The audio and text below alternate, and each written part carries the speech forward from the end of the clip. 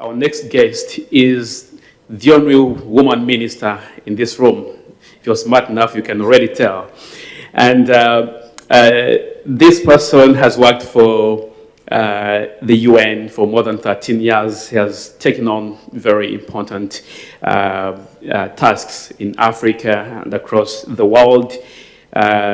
She has also founded an organization called FABRA Liberia, which currently is Liberia's largest rice processor and producer.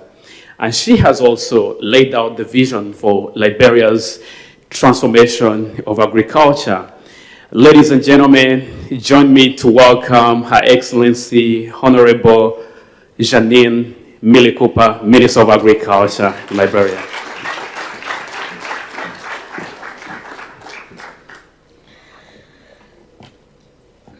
How will I place this so that I can read?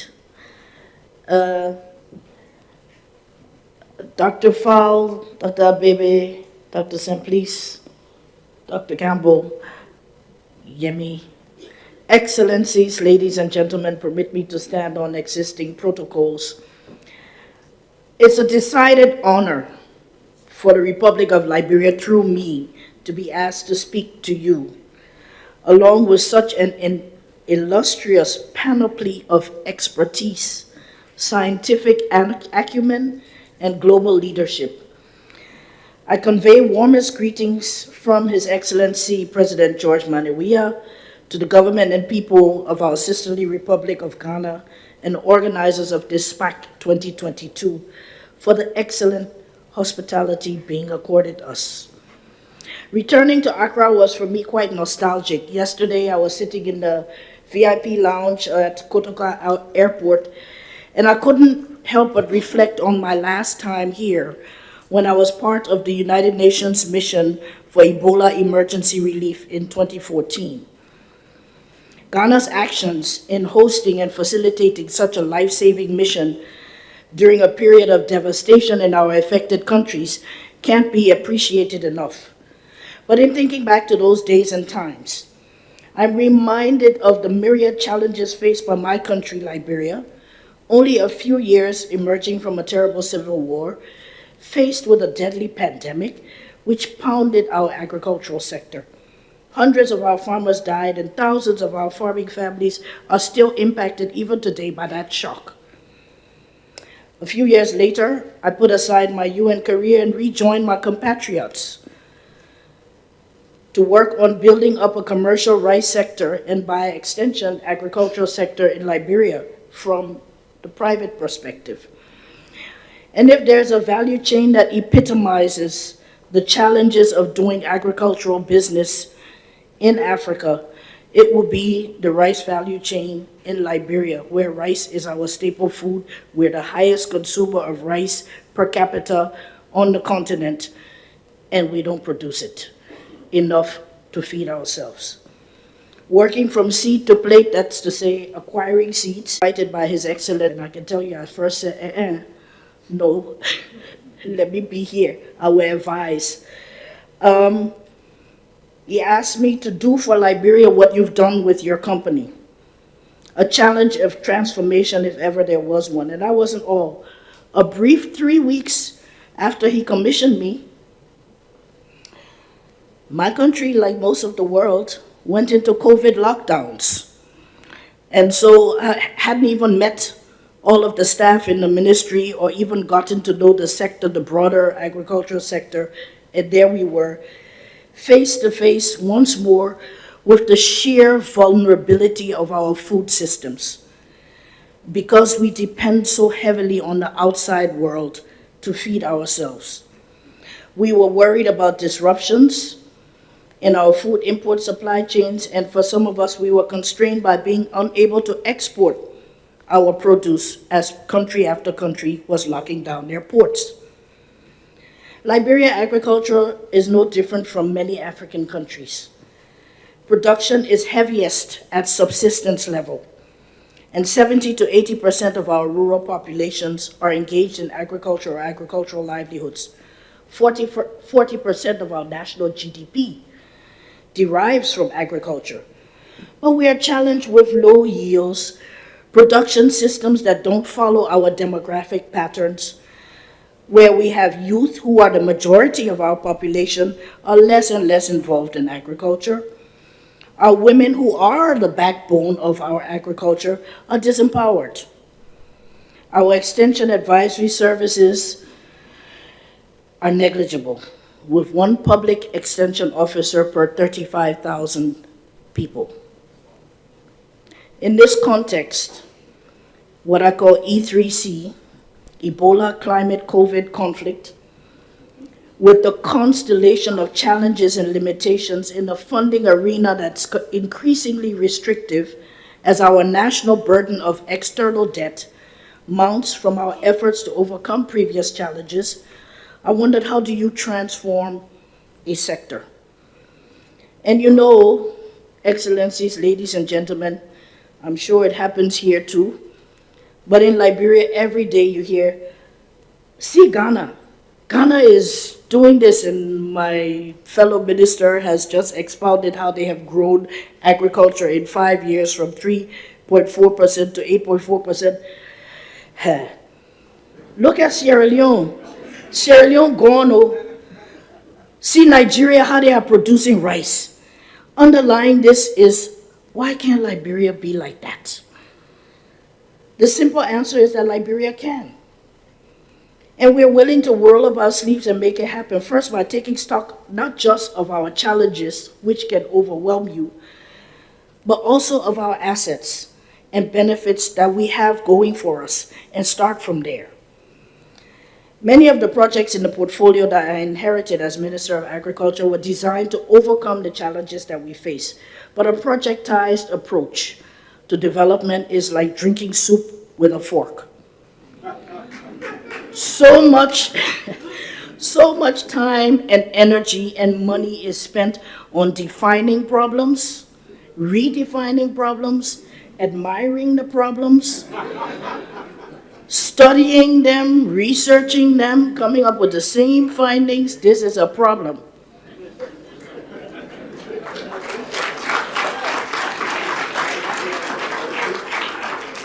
And then you design solutions that are rarely comprehensive and usually limited in geography, scope, timing, and impact.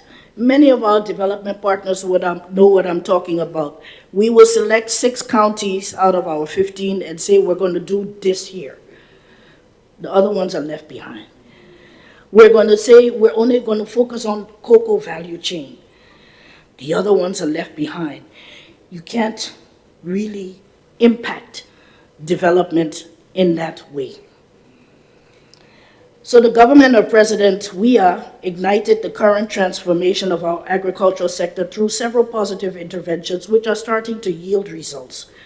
The first was defining the broad policy areas that needed attention and committing ourselves to an intentional focus on our agricultural priorities.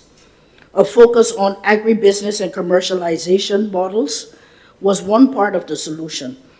Looking at enabling factors such as access to finance, low rates of cultivation, low yields, high post-harvest losses, and limited markets, we had to consider all of those. At the same time, we were heavily involved in 2 very important processes of COVID-riddled 2021. The Global Food System Summit, held in September, and the COP26, held in November. Both of these events highlighted the importance of holistic approaches, of working on multiple fronts at the same time, of deliberately designing interventions to consider not only improving agricultural productivity in 1 crop or 2, but to do so in a climate-smart way and simultaneously focusing on the environment, food security, nutritional sufficiency, and meeting the SDGs. Whew. Transformation of agriculture is not just about agriculture. So we took a look at what we have going for us in the agriculture sector, looking for those enablers and catalysts for our agricultural transformation. We're working on building our agri-food systems using climate-smart agriculture to sustainably increase productivity and food security. And so here is Liberia, home to more than half of, or almost half, of the remaining intact tracts of the Upper Guinea Forest, the third chamber of the lungs of the world. It's West Africa's most important carbon sink. That one I can say with pride. We got that one. And it's West Africa's most important biodiversity hotspot. Here is Liberia, whose natural capital valuations are more than $35 billion, and with a carbon sequestration rate of more than 16 billion tons every year. Every year. And our greenhouse gas emissions are so low that our entire country's emissions are less than some countries' per capita emissions. Here is Liberia with all of this wealth, struggling to feed itself. Here is our climate portfolio is among the best in the world, but we won't meet any of the SDGs. So my initial thoughts about climate smart agriculture was a skeptical questioning. Smart for who? Smart why and how? Because the heavy pollution, as we have heard, caused by global agribusinesses is not our experience. That's not us. Or even in most parts, not us in Liberia, even most parts of sub-Saharan Africa. When I see some of the climate smart solutions like regenerative agriculture in Western countries, regenerative agriculture, it looks just like my farm. And other farms in Liberia. It's another way to say shifting cultivation, which is what we do. When I hear the European Commissioner say that the EU wants to increase the number of family farms from 7% to 25% of their farming, that's great. For us, the Liberian equivalent of family farms is what we call smallholders. That's the majority. We're past 25%. We're at 70 to 80%. I don't think we're talking about the same thing. So if commercial agriculture and big farming have grown using chemicals and fertilizers that harm the planet and its people, and we in Liberia and many of us in Africa have avoided the use of these same chemicals and fertilizers. We barely mechanize our farming, and we have so few manufacturing plants. How much do we need to change the way we do agriculture in order to be climate smart? So for us in Liberia, we are determined. Our transformation of our agricultural sector need not undermine our traditional systems. It should enhance them. Mechanization at smallholder level using systems of aggregation of outputs for markets and sharing of inputs such as tractors and plows, and simultaneously addressing our problems of youth unemployment and women disempowerment. That seems to me like it's climate smart for us. We look at our serious lack of mechanization. That's probably the greatest impediment to greater yields and farm output. We need machines suited to our farm sizes and our rolling topography in Liberia. And these machines and machinery would almost be exclusively operated by youth. You don't see old folks there. Young men, mainly. Getting terrain-appropriate mechanization will attract more people to our farms, raising their incomes and raising also our food production. Win-win. Using machinery and digitalized solutions, another youth magnet, will almost immediately impact the amounts and quality of food that we produce. That's climate smart for us. I'm also amazed at how little innovation we actually apply to finding solutions to improve the lot of women in agriculture. First thing, in Liberia, I think Dr. Campbell is the one who says seeds as a means of increasing their incomes. We're just creating more work for them. And in Liberia, we're now being more intentional about how we work with women in agriculture. For example, in my home, I have a food processor and a coffee mill that can pulverize food in seconds rather than having to beat it in a mortar for an hour. I have a machine to dry fruit and vegetables. I have a vacuum sealing machine that I can safely package and store food. I have solar panels and running water so I don't have to come from the farm with my heavy boosted yields and then go and haul water to try to manage and process that huge yield. Modern conveniences, of course. But there's no reason why rural women farmers can't improve their lives and livelihoods with conveniences such as that. In fact, our cocoa queens, as they call themselves, they're already fermenting and drying and producing fine flavor cocoa beans with these kinds of conveniences. They're already experimenting with innovations such as stainless steel tubs for fermenting rather than wood and other traditional methods. Our cereal producers are already using household-sized cassava graters and parching pans to ease the work of gari and fufu production. So the Ministry of Agriculture is looking to partner with UN Women and IFAD and other partners, shift our capacity support for women further along the value chain, not just at the planting stage, but all of the other things that make up a food system. How can we ease the burden of women and improve their livelihoods and their lives? We're looking to develop household and village level tools and equipment that will improve productivity and food production and reduce food waste. This is value addition that raises income, improves nutrition, and reduces food loss. And that is climate smart for us. Organic production is another strength, even if it's gained through long years of being unable to afford the yield-boosting chemicals.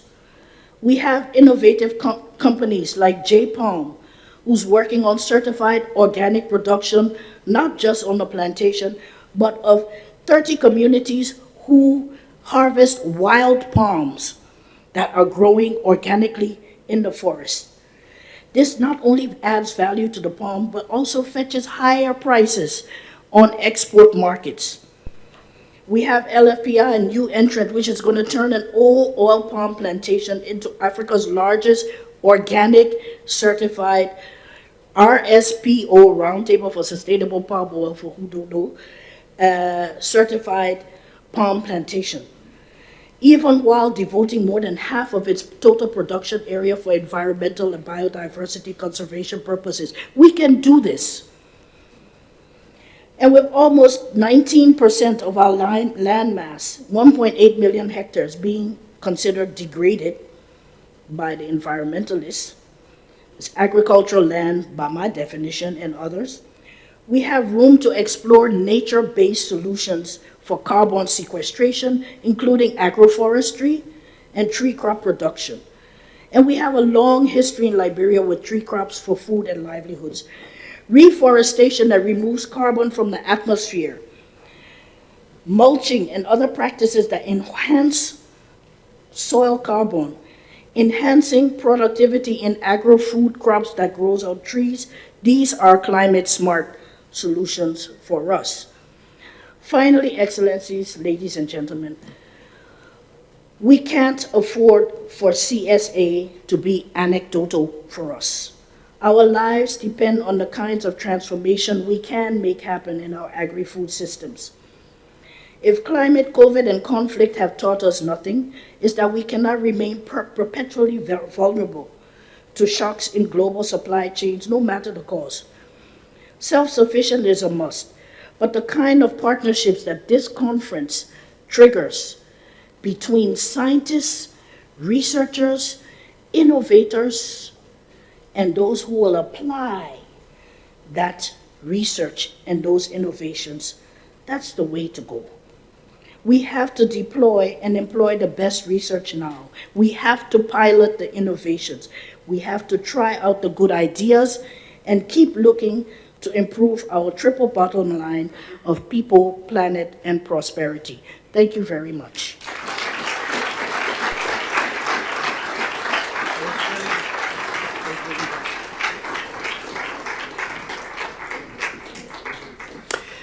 Thank you so much, Honorable Minister. I think you will agree with me that Her Excellency speaks eloquently and passionately about agriculture. And she is a very true Pan-African, you know. For those of you who don't know, she's a champion of African agriculture sector here. And we are so blessed to have you.